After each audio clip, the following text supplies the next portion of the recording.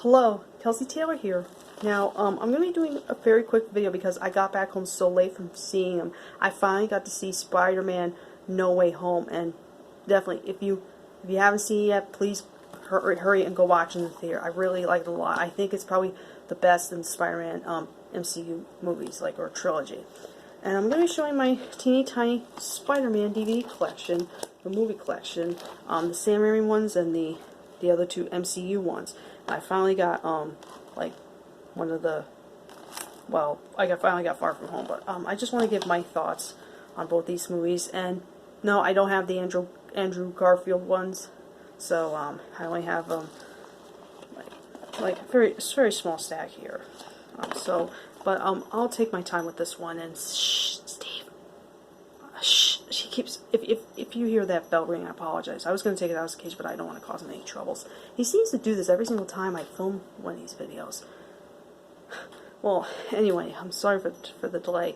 Anyway, I'm going to be showing here the first Spider-Man movie with Tobey Maguire as Spider-Man, and for a long time this was like I believe my favorite Spider-Man movie. I remember seeing this in theaters when it first came out, and I remember as a little kid, seeing I think the Spider-Man cartoon, but I was very, very young, so I didn't really follow any of that. I never read the comics or anything, and I saw this because I think my brother wanted to see it, and at the time I wasn't old enough to stay home alone by myself. My mom couldn't find a babysitter, so she took me to see this, and I instantly became a fan from there. You know, I thought Tobey Maguire at the time for Spider-Man was a lot of fun and all that, and a lot of memorable stuff. Like when you look at this now, when you compare it to the other superhero movies that come out nowadays, this may seem corny and cheesy.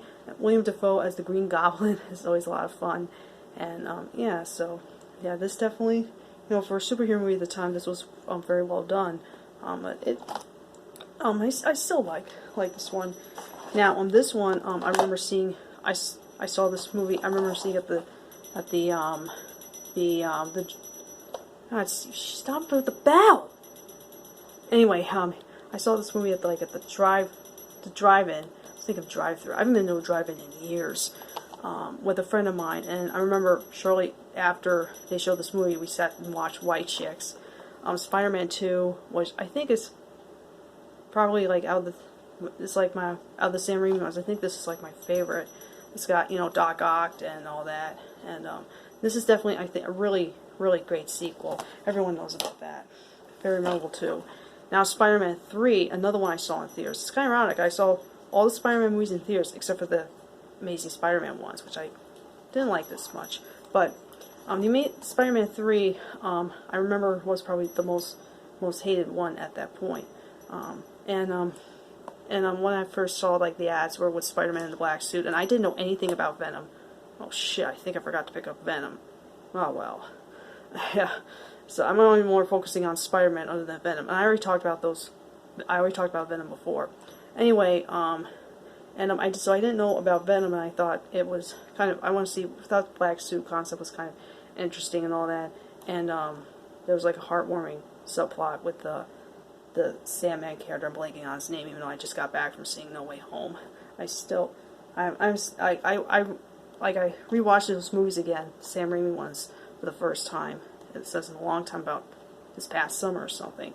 And this one, it's not the best Spider-Man movie. When you look back at it now, it's kind of not good, but still has nostalgic feel for it. This came out when I was in middle school, and that was a stressful time. So a lot of movies that came out during that era were but I still liked it. I just want to hold on.